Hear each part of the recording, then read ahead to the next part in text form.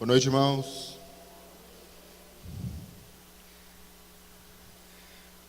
Graça e paz sejam com todos, amém? Sejam bem-vindos. Se você está nos visitando, seja muito bem-vindo. Se você está nos acompanhando pelo Facebook, seja bem-vindo também, amém?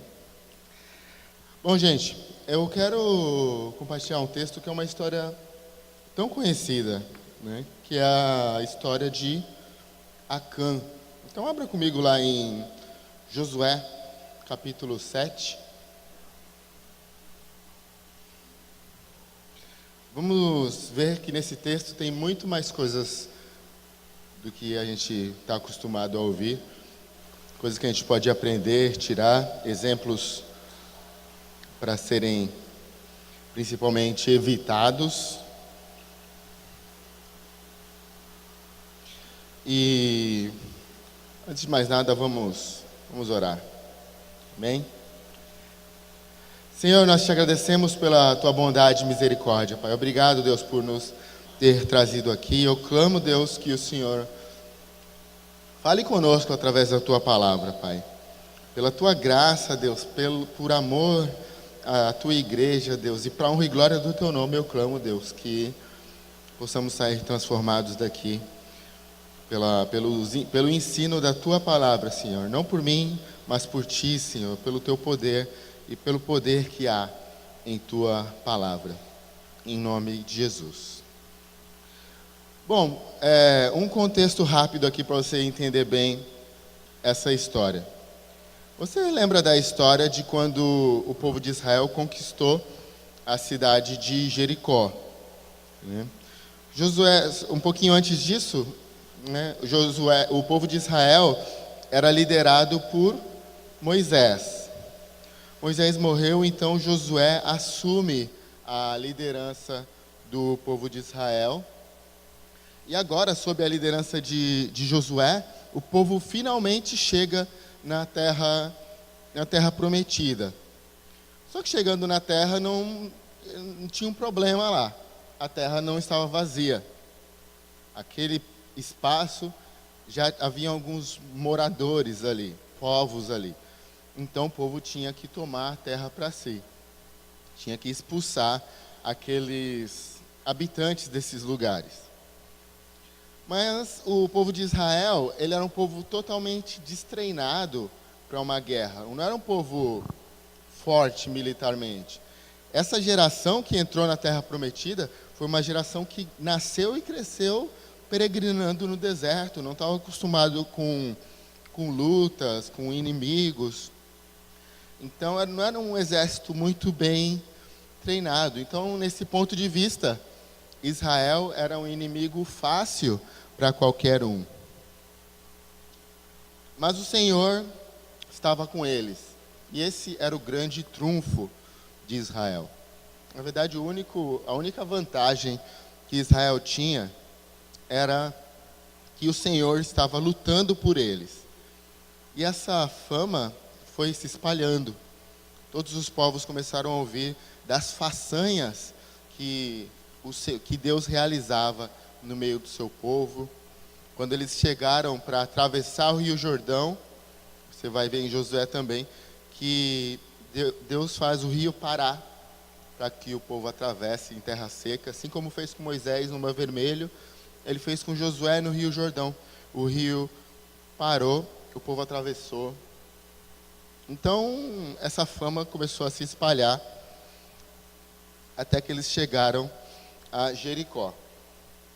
Deus falou para que eles atacassem a cidade de Jericó e deu uma estratégia bem inusitada. O que Deus falou para Josué? Josué, manda o povo durante 7 dias rodear a cidade, uma vez por dia. Mas no 7º dia você vai rodear 7 vezes. E nesse dia vocês vão, depois da 7ª vez, vocês vão gritar, tocar as trombetas. E quando vocês fizerem isso, o muro vai cair. Eles ganharam no grito, literalmente.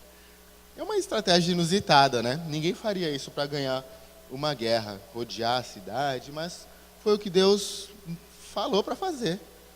E eles foram obedientes, fizeram exatamente isso. E o resultado é que eles ganharam, conquistaram aquela cidade sem que nenhum homem fosse ferido, pelo menos, né? Nenhum homem morresse. Então, o povo teve esse grande triunfo, né, sobre a cidade de Jericó. Tudo isso porque Deus estava com eles. Quando Deus manda eles entrarem na cidade de Jericó, Deus dá apenas uma ordem. Abra comigo aí em Josué, você já está aí, né, na verdade. Olha o versículo 6, o capítulo 6, o versículo 18.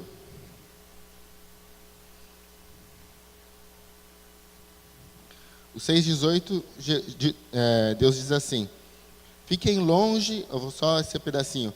Fiquem longe das coisas consagradas, não se apossem de nenhuma delas, para que não sejam destruídos.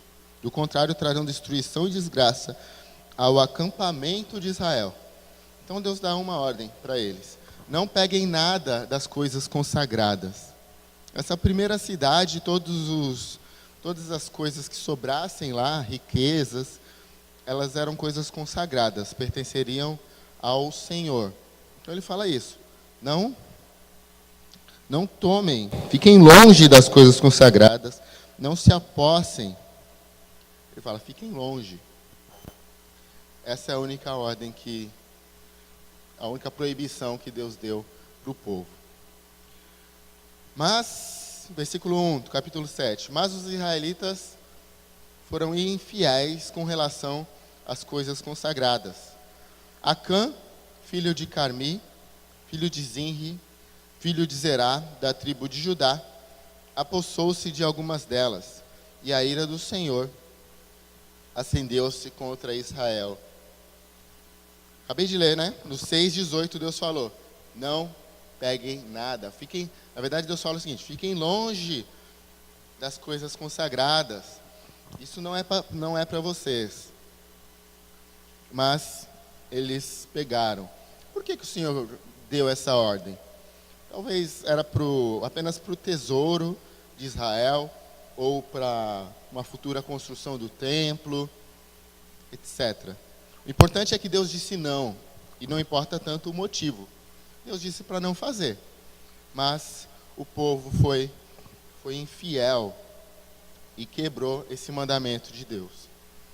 Interessante notar que quem cometeu o pecado foi um homem.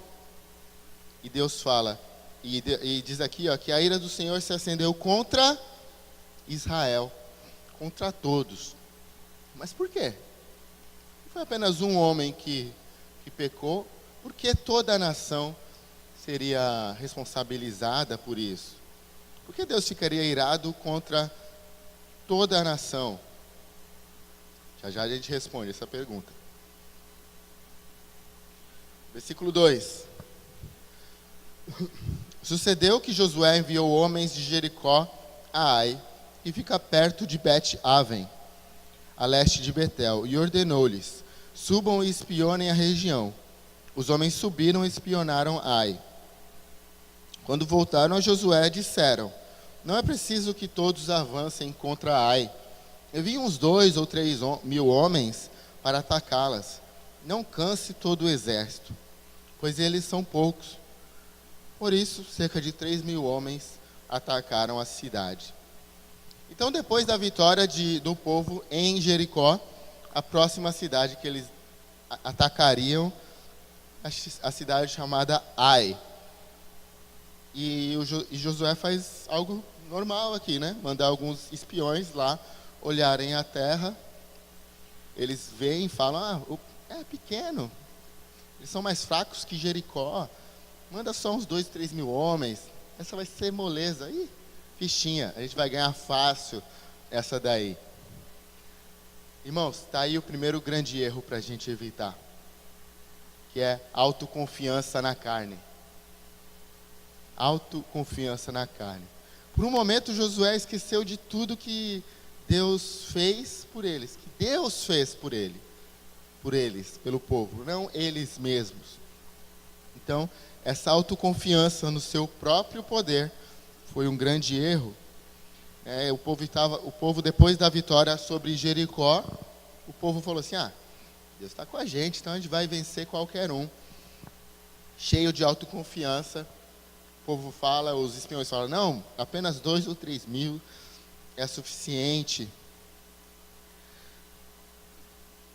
E seria suficiente mesmo, 2 ou 3 mil para vencer aquela cidade, mas apenas se o Senhor estivesse com eles.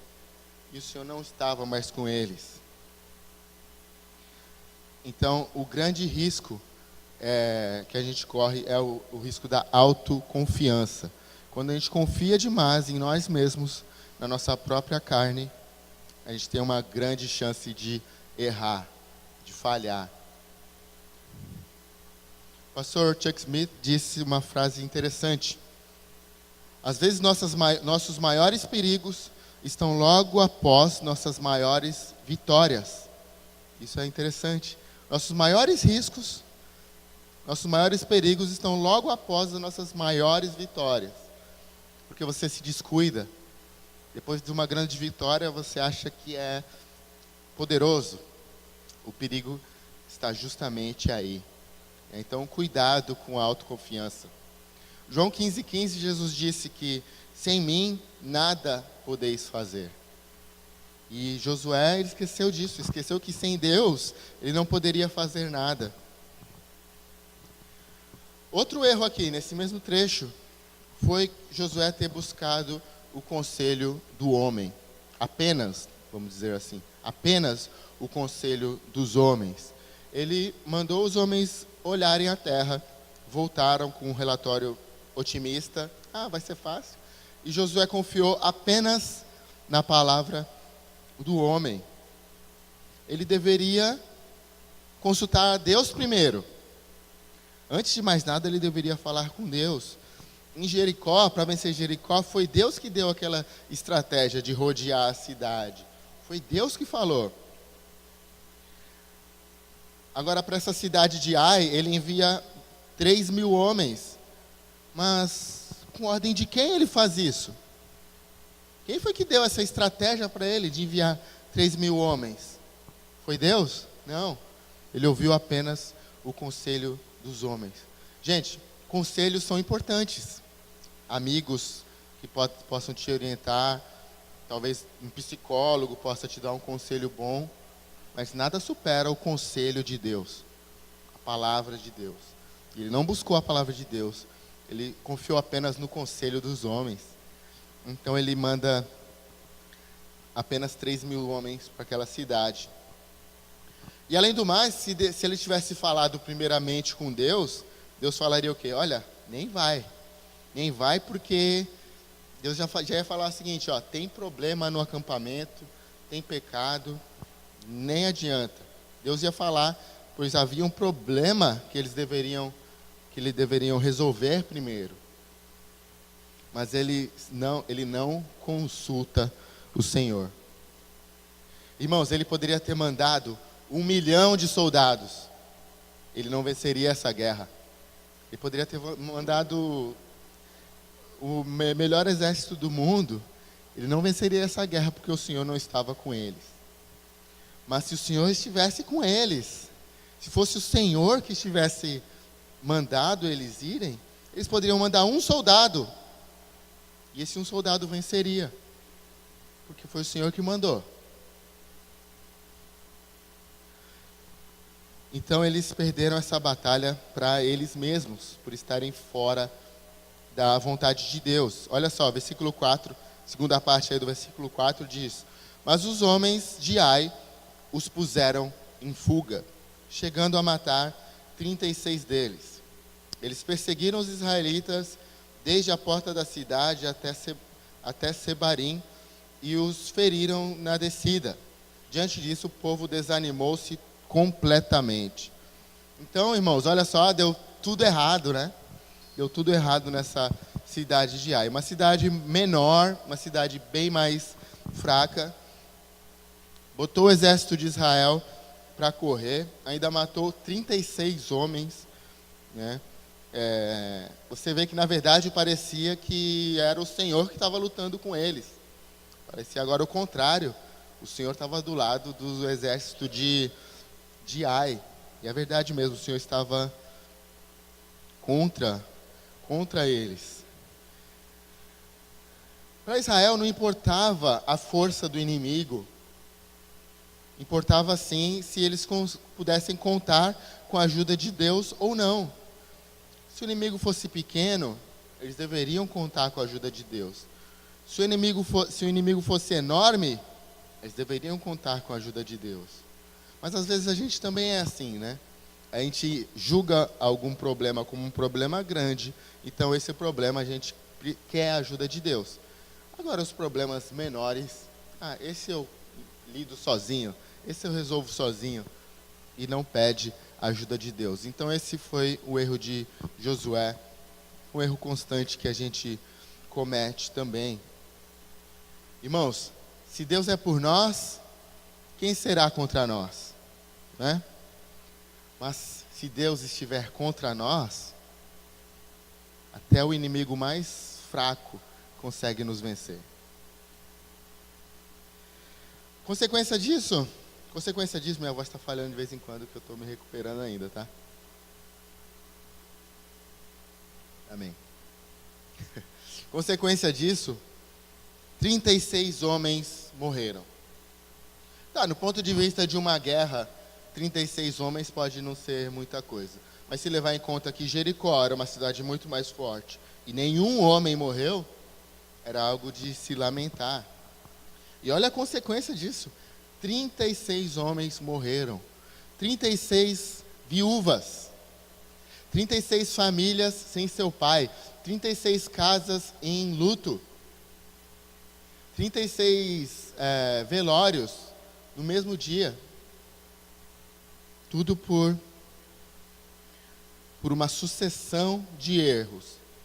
E essa sucessão de erros levou o povo a um desânimo total. E é assim também, irmãos, nas nossas vidas. Exatamente assim.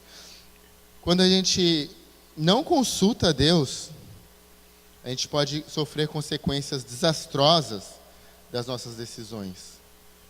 Consequências desastrosas quando a gente toma a decisão sem consultar Deus. Irmãos, Deus ele deve fazer parte de todas as suas decisões. Todas as suas decisões devem ser baseadas e pautadas com os princípios da palavra de Deus. Não apenas pela sua autoconfiança, pelo que você acha que pode fazer, que não consegue fazer. Não baseado apenas em conselhos dos homens, conselhos humanos. Muito menos baseado em sentimentos.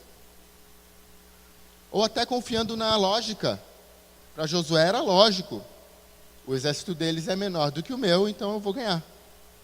Então nossas decisões não devem ser baseadas nem mesmo na lógica, mas sim na palavra de Deus. As nossas decisões devem ser baseadas na palavra de Deus, no conselho de Deus, na Bíblia. Irmãos, nós temos muitas oportunidades de estudar a Bíblia juntos. Você tem a Bíblia na sua casa para ler ela quantas vezes quiser, o dia inteiro, se possível. E essa Bíblia que você tem na mão, que você tem até no celular também, isso é o conselho de Deus, é a voz de Deus, a direção de Deus para as tuas decisões. Agora, quando você rejeita isso e baseia em qualquer outra coisa a tomada de decisão, pode se preparar que há uma grande chance de você se dar muito mal. E é por isso que a gente vê hoje tanta gente perdida, até mesmo dentro da igreja, das igrejas de forma geral. Gente perdida, gente desnorteada, gente cheia de problemas, sem saber o que fazer, família se desfazendo, casamentos fracos, e a influência mundana. Porque abandonou o conselho de Deus, porque não está dando ouvido para o conselho de Deus. Irmãos, é super simples dizer isso, mas ler a Bíblia é muito importante. Ler a Bíblia é muito importante.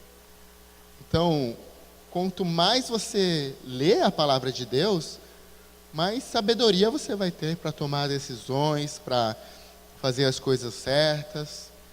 Caso contrário, você está entregue à própria sorte. Isso não é bom. Versículo 6. Então Josué, com as autoridades de Israel, rasgou as vestes, prostrou-se com o rosto em terra, diante da arca do Senhor, cobrindo de terra a cabeça, e ali permaneceu até a tarde. Disse então Josué: Ah, soberano Senhor, por que fizeste este povo atravessar o Jordão? Foi para entregar nas mãos dos amorreus e nos destruir? Antes nos contentássemos em continuar do outro lado do Jordão. Que poderei dizer, Senhor, agora que Israel foi derrotado por seus inimigos? Os cananeus e os demais habitantes dessa terra saberão disso. Nos cercarão e eliminarão nosso nome da terra. Que farás então pelo teu grande nome? Então Josué aqui ficou desesperado com essas palavras. Ele apela até para o sentimento de Deus. E aí, Senhor, é teu nome que está em jogo. Então você veja a sucessão de erros, né? Um soldado desobediente, um exército derrotado e um líder desesperado. Josué está buscando a Deus aqui, mas ele está buscando Deus tarde demais. Isso é um erro também a ser evitado. Ele buscou Deus depois que o problema já havia ocorrido, depois que a derrota já tinha acontecido. E depois ele ainda coloca a culpa em Deus, né? Ele pergunta: por que, Senhor? Por que o Senhor permitiu isso? Por que o Senhor faz isso? E ele coloca a culpa em Deus. E é exatamente como eu e você fazemos, não é mesmo? Exatamente igual. Nós não buscamos o conselho de Deus na palavra, tomamos nossas decisões baseado em qualquer outra coisa que não seja a palavra de Deus. Fazemos planos, fazemos negócios, casamos, compramos coisas, adquirimos, tudo sem consultar a Deus. E quando dá errado, por que, Senhor? Por que o Senhor permitiu isso? Por que meu plano deu errado? Por que o negócio que eu abri sem te consultar deu errado? Você abre um negócio, não consulta o Senhor. Você casa com uma pessoa que não sabe se é da vontade de Deus e depois pergunta: por que está dando errado, Senhor? Se Deus não falou para você fazer isso, claro que vai dar errado. É claro que vai dar errado. Seja qual for o plano, qual for a decisão, você deve buscar a Deus antes. Não depois que dá errado, colocar a culpa em Deus. Nós somos mestres, né, em transferir a culpa. Essa é uma especialidade nossa, do ser humano. Transferir a culpa, transferir a responsabilidade. Foi o que Adão fez com Eva, né? Ó, Senhor, foi a mulher que tu me deste aí, ó. Por isso ela me deu, eu comi. Então a gente vive transferindo responsabilidade. O marido para a mulher para o marido. Os dois transferem a responsabilidade para o pastor, e a culpa disso é de outra pessoa, e nunca assume a responsabilidade para valer. Isso é um problema, uma coisa que a gente deve parar de ser assim. Nós devemos assumir nossas responsabilidades, nossos erros. Então Josué, ele nem consegue reconhecer o seu próprio erro aqui. Também ele ainda nem sabia o que tinha acontecido acerca de Acã. Enfim, faça do Senhor a base e o norte para as tuas decisões. Quando as coisas dão errado, é muito mais provável que o problema esteja em nós e não em Deus. É muito mais provável. Versículo 10. O Senhor disse a Josué: levante-se, por que você está aí prostrado? Israel pecou, violou a aliança que eu lhes ordenei, apossou-se de coisas consagradas, roubou-as escondeu-as e as colocou junto de seus bens. Interessante aqui que Deus manda Josué parar de orar. Eu não lembro de outro caso que Deus faça isso. Mas Deus manda parar de orar. Josué está ali chorando, clamando, e Deus fala: pode parar, cara. Levanta e toma uma atitude. A oração é importante, a Bíblia toda incentiva a oração, é claro, mas às vezes a gente precisa saber que precisamos tomar atitudes. E Deus fala assim para Josué: por que você está aí prostrado? E então Deus fala, Deus revela o que aconteceu. Josué poderia ter sabido disso antes de tudo, se ele tivesse consultado a Deus antes de atacar a cidade. Então ele fala novamente: Israel pecou, o povo pecou. Não foi um cara, não foi um homem, foi o povo que pecou. Olha o que o povo fez: apossou-se de um bem que não era deles, roubou, escondeu. Versículo 12: por isso os israelitas não conseguem resistir aos inimigos. Fogem deles porque se tornaram merecedores da sua destruição. Não estarei mais com vocês se não destruírem do meio de vocês o que foi consagrado à destruição. Então Deus fala três coisas aqui nesse versículo, três coisas importantes. Vocês não conseguem resistir aos inimigos. E não adianta, não vai conseguir resistir enquanto não tirar esse pecado. Pode ser o menor e o mais fraco dos inimigos, vocês não vão conseguir resistir. E às vezes, irmão, uns inimiguinhos bem pequenininhos, parece que são enormes para a gente, porque talvez a gente esteja fora da palavra de Deus, fora da vontade de Deus. Ele fala ainda, que vocês se tornaram merecedores da destruição. É isso que o pecado traz. A consequência do pecado é a morte. Nos tornamos merecedores da destruição. Efésios 2:3 diz que antes nós éramos por natureza merecedores da ira de Deus. Então o pecado traz isso, a ira de Deus, a destruição, a morte. Tiago 1,15 diz que o pecado, após ser consumado, gera a morte. É isso que o pecado traz: destruição, morte. Então, eles se tornaram merecedores da ira de Deus. Ele diz ainda: não estarei mais com vocês. Isso são palavras bem doídas de se ouvir. Deus fala para o povo: olha, não vou estar mais com vocês. Mas há uma esperança. Basta que eles destruam o que não deve estar no meio deles. Basta que eles eliminem o pecado. A presença de Deus volta. Então ele fala: não estarei com vocês se não destruírem no meio de vocês o que foi consagrado à destruição. Então, aquilo que está no nosso meio, que deve ser destruído, deve ser destruído. Enquanto permanecer, vai continuar a derrota. É algo simples, mas é verdade. O que está no nosso meio, que deve ser destruído, tem que ser destruído, tem que ser eliminado. O que está na minha vida, que deve ser eliminado da minha vida, deve ser eliminado.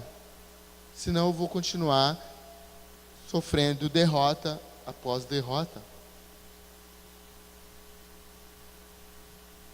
Irmãos, tem uma coisa que afasta a presença de Deus da nossa vida, afasta a presença de Deus da comunhão, e coloca Deus lutando contra nós. Tem uma coisa: não é o pecado, é o pecado não confessado.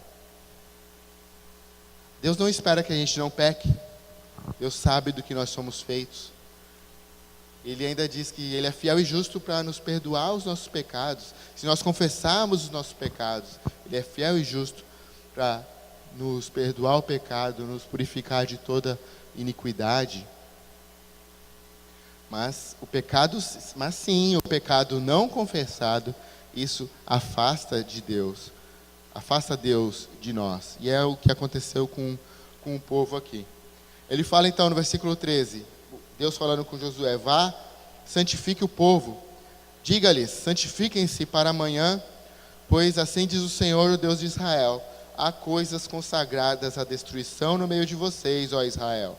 Vocês não conseguirão resistir aos seus inimigos enquanto não as retirarem.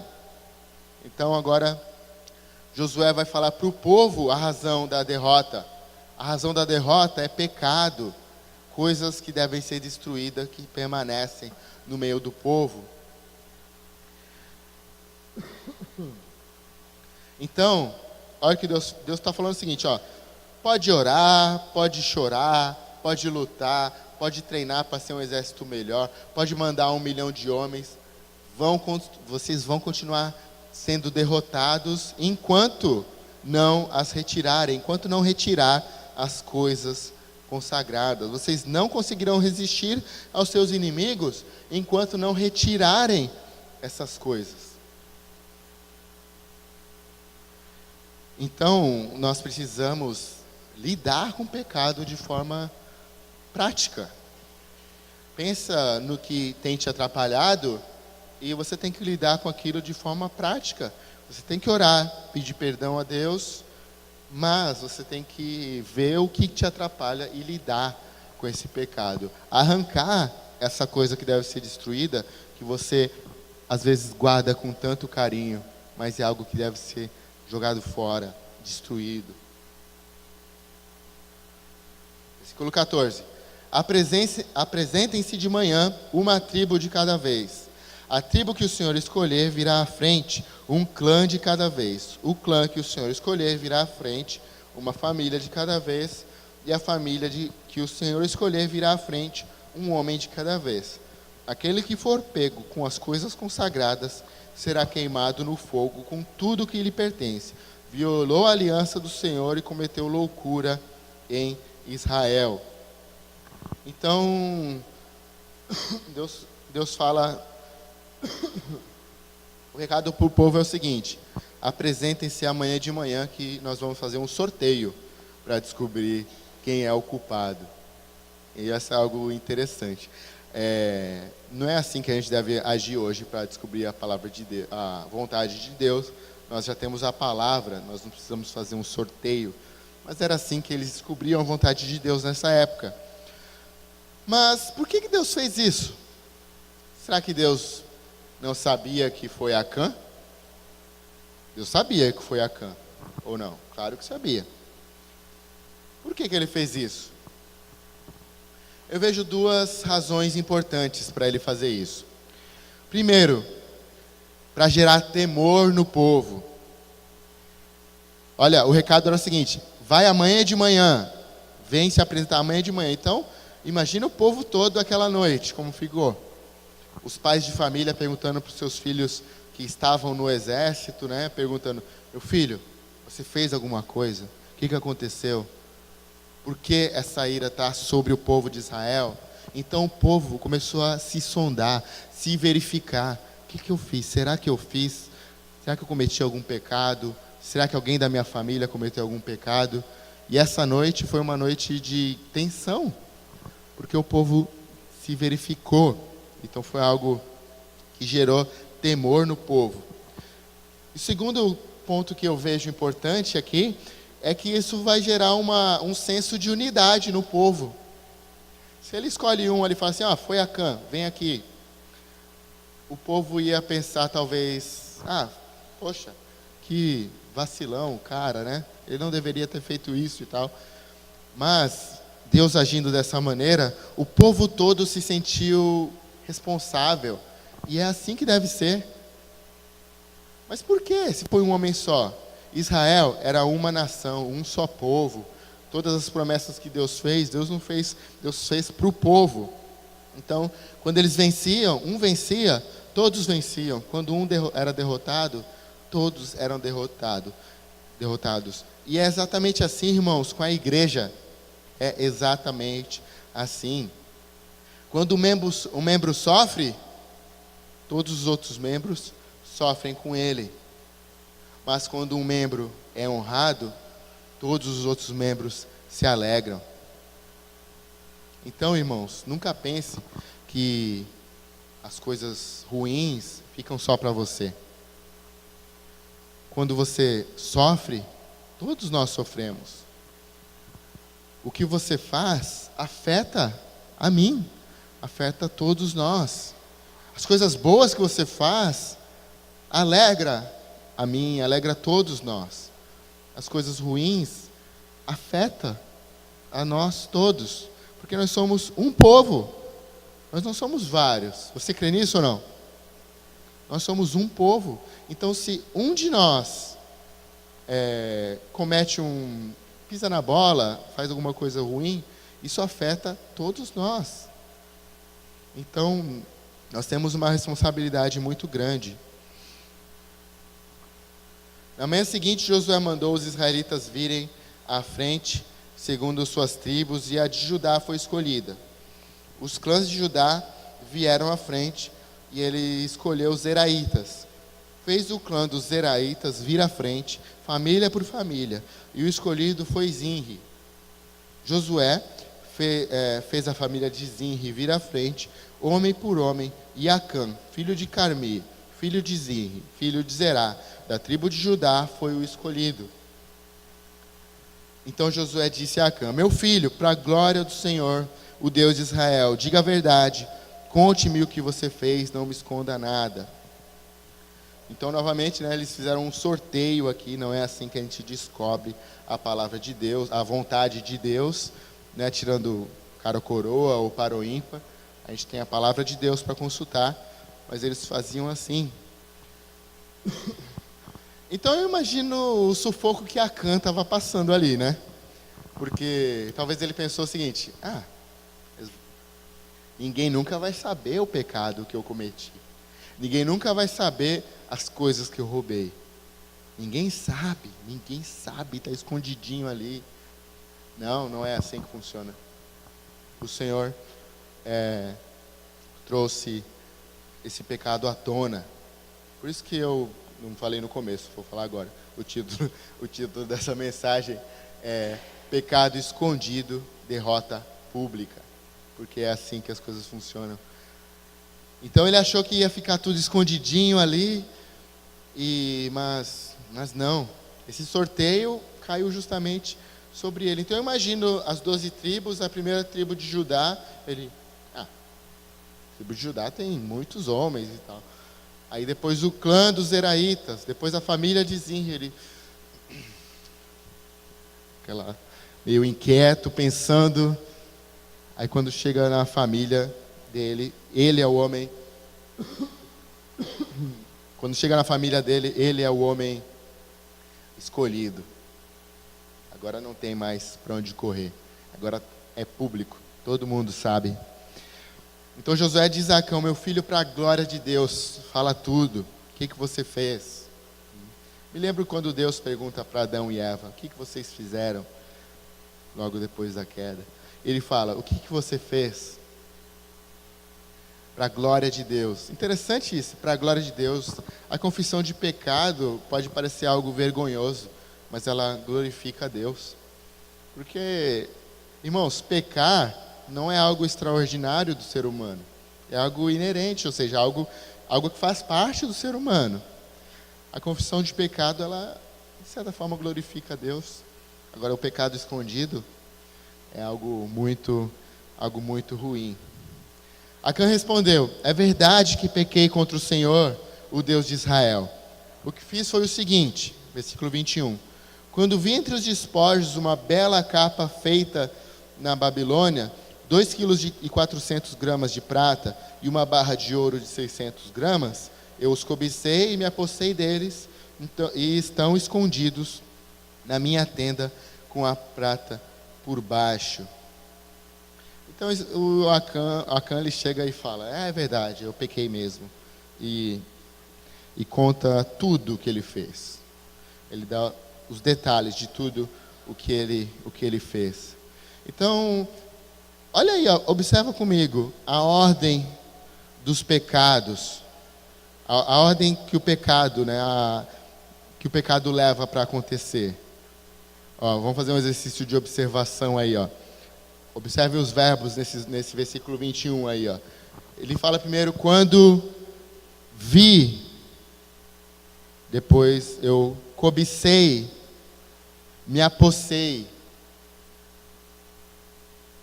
Eles estão escondidos. Então essa é a ordem que o pecado, essa é a ordem do pecado, a dinâmica do pecado. Primeiro a gente vê, porque nós não somos cegos, nós vemos. Mas quando esse olhar pode se tornar um olhar de cobiça, de desejo, cobiçar algo que não é seu.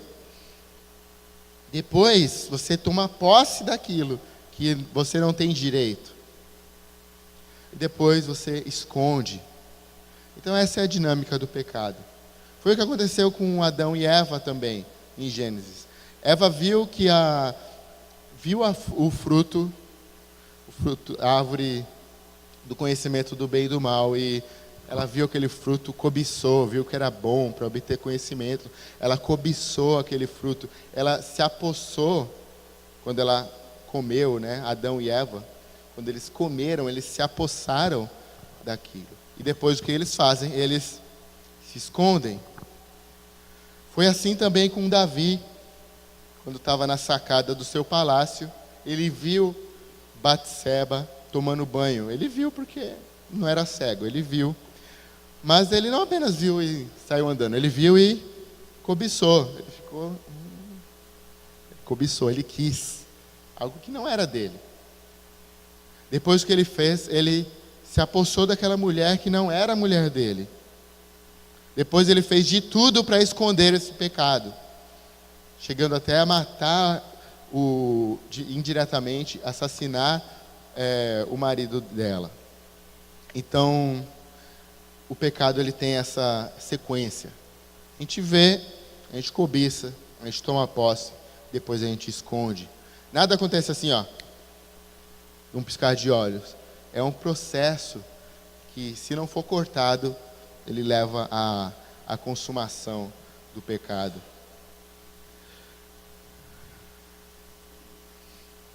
Eu defino o pecado de uma forma bem simples. O pecado é uma busca inconsequente pela satisfação própria.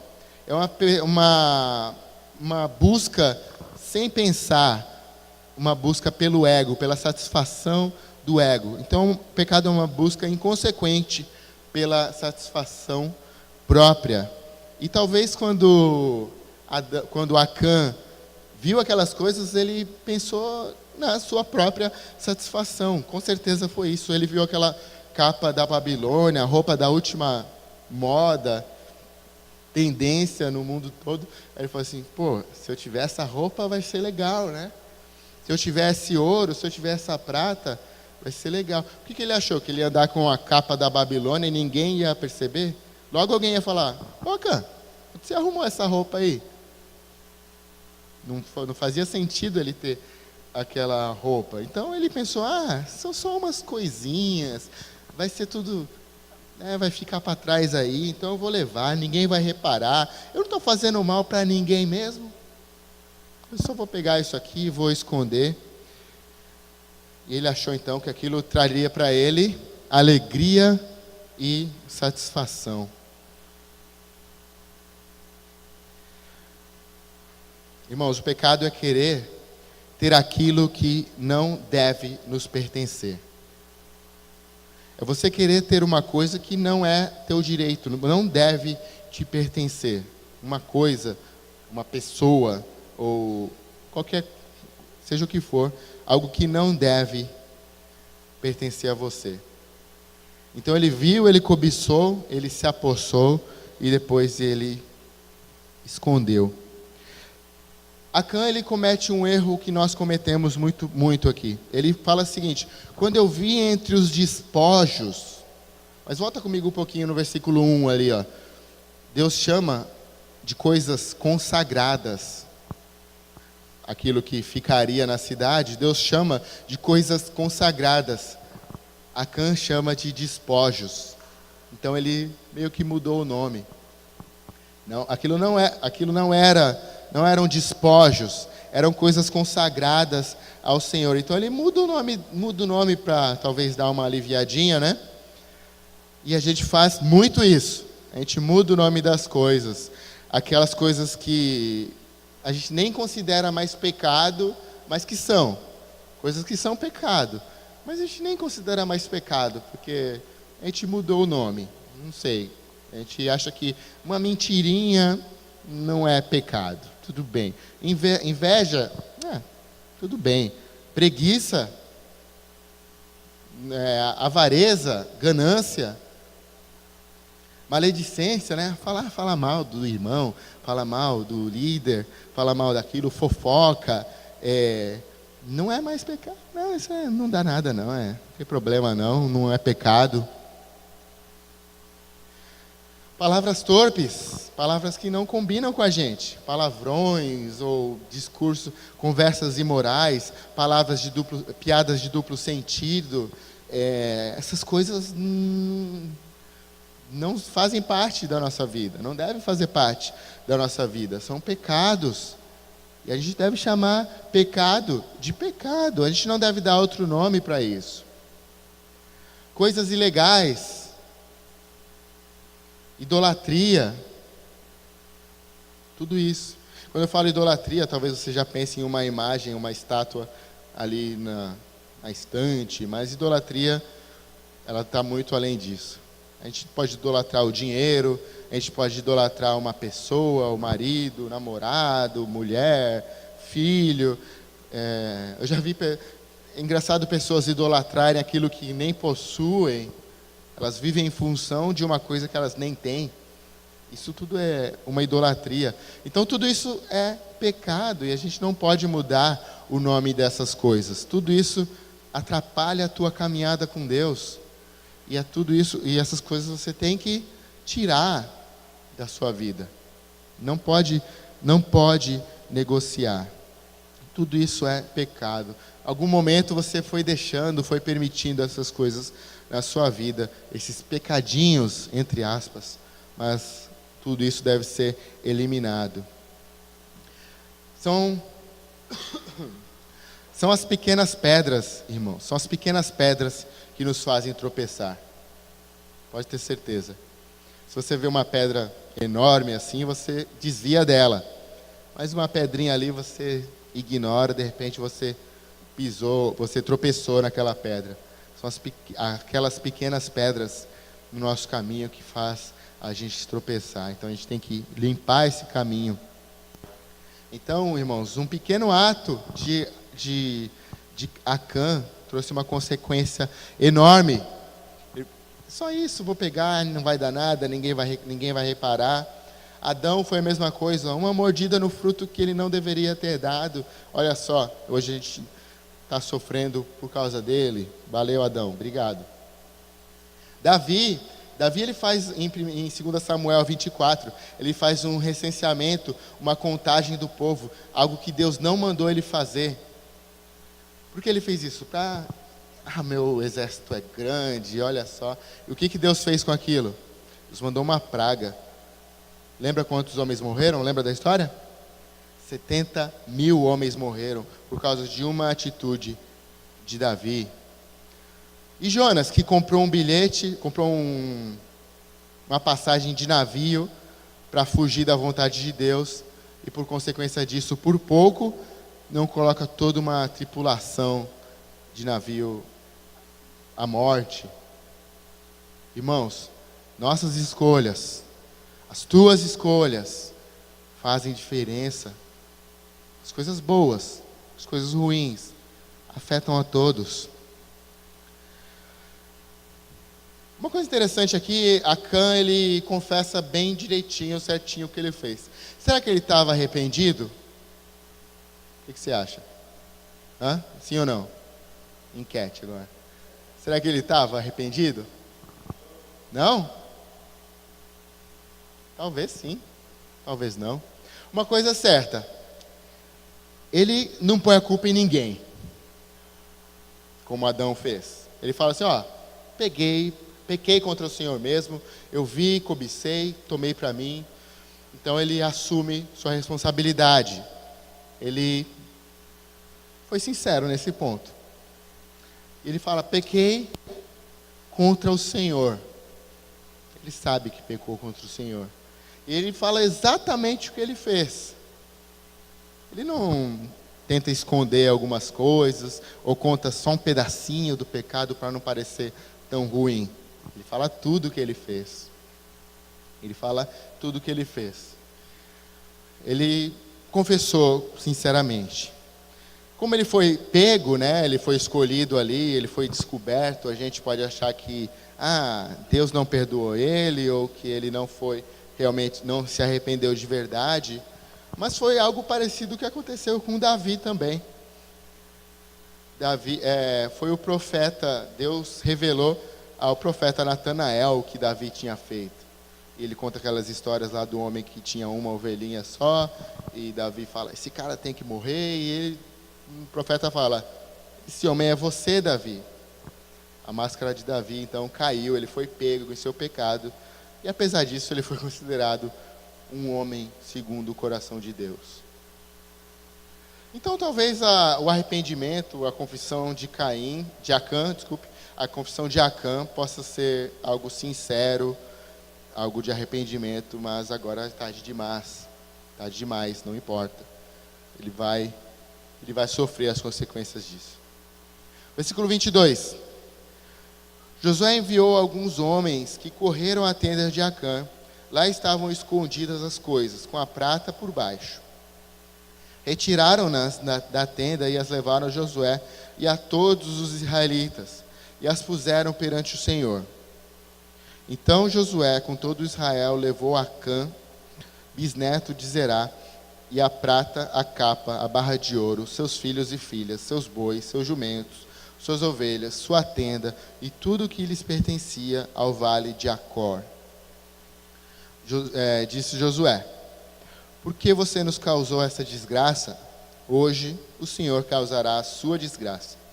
E todo o povo, todo Israel apedrejou e depois apedrejou os seus e queimou tudo e todos eles no fogo. Olha só, irmãos, que consequência terrível uma escolha causou. Um pecadinho causou. Olha que consequência terrível.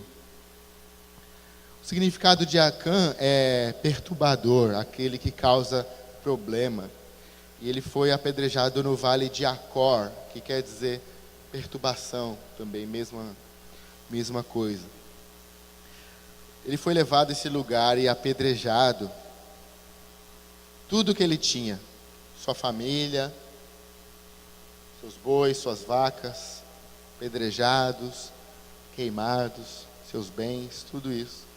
Uma cena horrível, né? Eu fiquei lendo esse texto e fiquei imaginando a família de Acã, ali esperando, olhando para ele, as crianças agarradas, tinha crianças também nessa família, né? Crianças agarradas com as suas mães, chorando.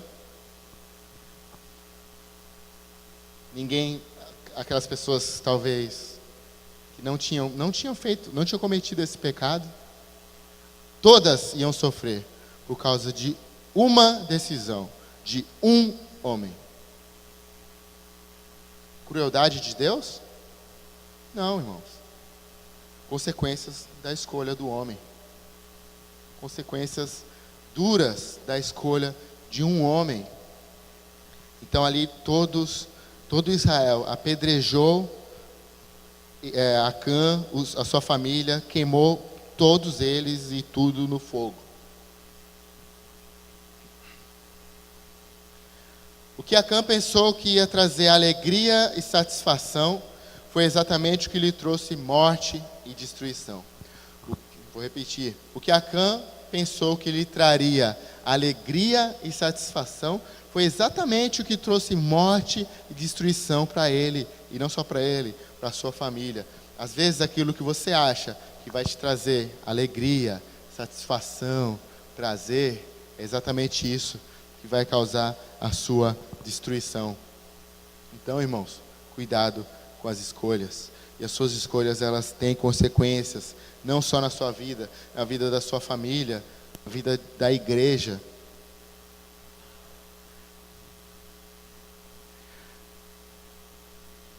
Talvez Josué poderia aliviar, né? Josué poderia fazer o seguinte: pô, ele confessou tudo que ele fez aqui, vamos deixar quieto, né? Vamos deixar para lá, não vamos apedrejar ele não. Coitado, acho que ele se arrependeu. Se Josué não aplicasse essa disciplina, seria um erro muito maior do que o primeiro, de não ter consultado o Senhor. O povo não levaria mais a palavra de Deus a sério. O próprio Josué, como líder, não seria mais levado a sério. Então, ele tinha que cumprir o que disse que ia fazer.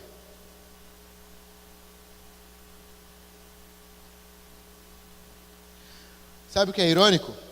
Olha comigo o versículo 2 do próximo capítulo, capítulo 8.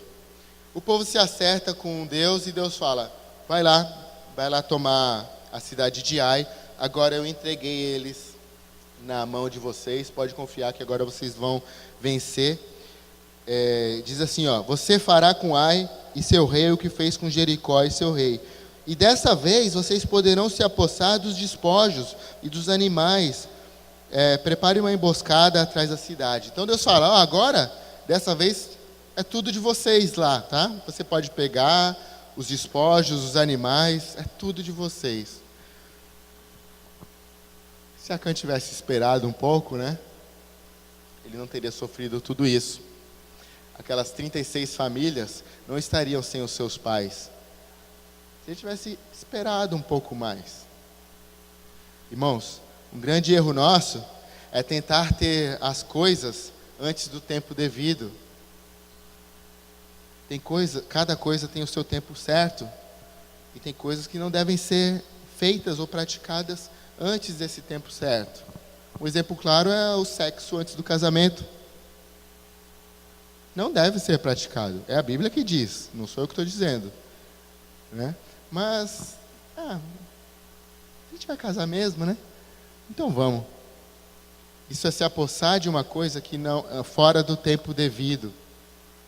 E não é assim que deve ser. Eu vou, não sei, me apossar de qualquer coisa antes do tempo, roubar algum bem, se beneficiar de alguma maneira. Isso é um erro, isso é uma falha grande. Se ele tivesse esperado, ele estaria entre os vitoriosos de Israel. Mas agora, olha só o que resta. Versículo 26. Sobre Acã ergueram um grande monte de pedras, que existe até hoje. Então o Senhor se afastou do fogo da sua ira. Por isso foi dado aquele lugar nome de Vale de Acor, nome que pertence até hoje. Então a ira do Senhor cessou, e sobre Acã ficou lá um montão de pedras, como fosse um monumento. Existe até hoje, no tempo que foi escrito.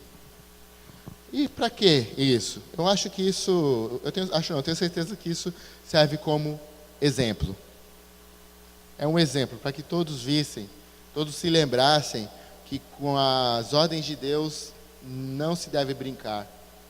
Com o que Deus falou, o que Deus mandou deve ser obedecido. Para todos lembrassem quão horrível é o pecado. Para que as próximas gerações soubessem disso também. Para que daqui 30 anos depois, uma criança passando por ali perguntasse para o seu pai: papai, o que é aquele montão de pedra? E o papai contasse: filho, houve um homem em Israel chamado Acã, e contasse essa história para que todos soubessem como o pecado é ruim.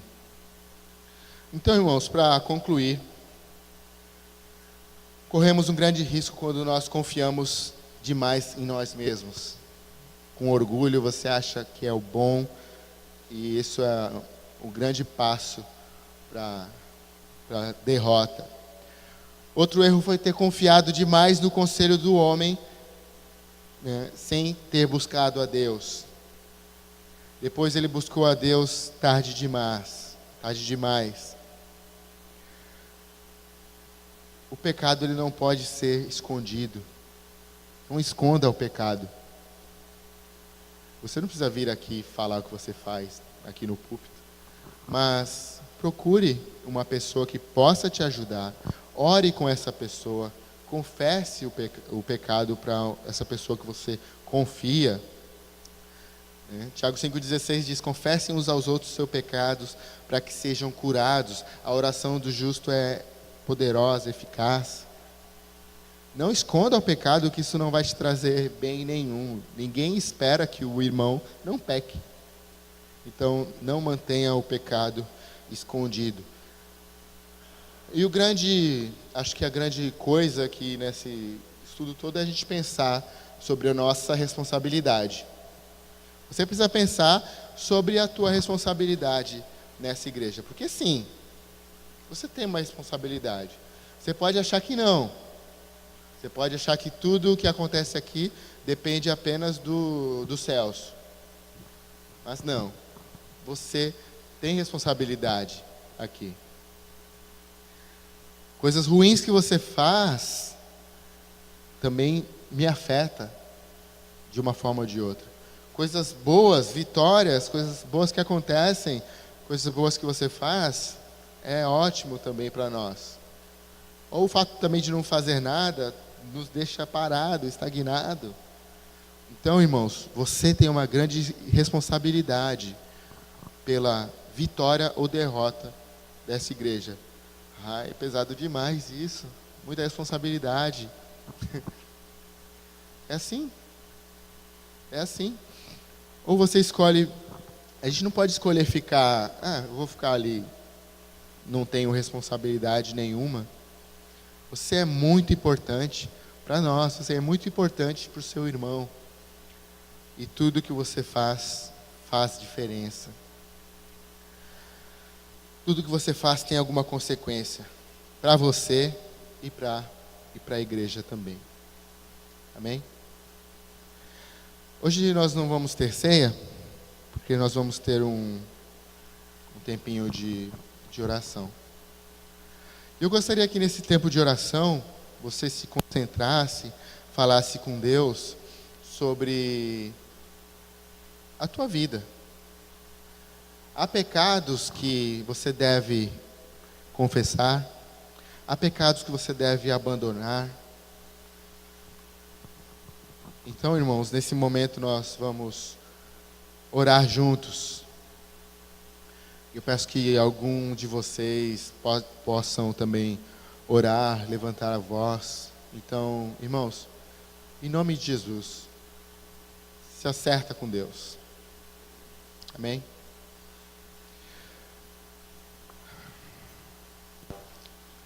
Senhor, eu quero humildemente chegar na Tua presença, Deus. Nós clamamos, Deus, pela Tua ajuda, pelo Teu auxílio. Eu clamo que o Senhor nos mostre, Pai, o que há no nosso meio, o que há na nossa vida, Deus, que deve ser abandonado, Pai. Em nome de Jesus e para a Tua honra e glória, Deus, nós somos pecadores, Pai. Nós falhamos, Pai. O Senhor sabe, o Senhor me conhece. Mas eu clamo, Deus, pelo Teu perdão, pela Tua misericórdia, pela Tua graça, Senhor. Nos perdoa, Senhor. Gera, Deus, um quebrantamento e um arrependimento verdadeiro, Senhor, nas nossas vidas, Pai. Nós queremos levar o Senhor a sério, nós queremos levar a santidade a sério, Pai. Então, em nome de Jesus, eu peço, Deus, que o Senhor venha nos transformar, Deus. Que a gente possa viver para valer o Evangelho. Deus, a Tua graça é tão grande, Deus. O Senhor já nos livrou da morte, o Senhor já nos livrou da ira, o Senhor já nos livrou do inferno. Nós Te agradecemos por isso. E nós queremos viver de acordo com essa graça, Pai. Em nome de Jesus, nós queremos viver a graça que nos transforma, Pai. Deus, som dos corações, mostra-nos, Deus, se há em nós algum caminho mau, Deus, alguma coisa que devemos abandonar, Deus, aqueles pequenos pecados de estimação, que nem consideramos mais pecados, Senhor.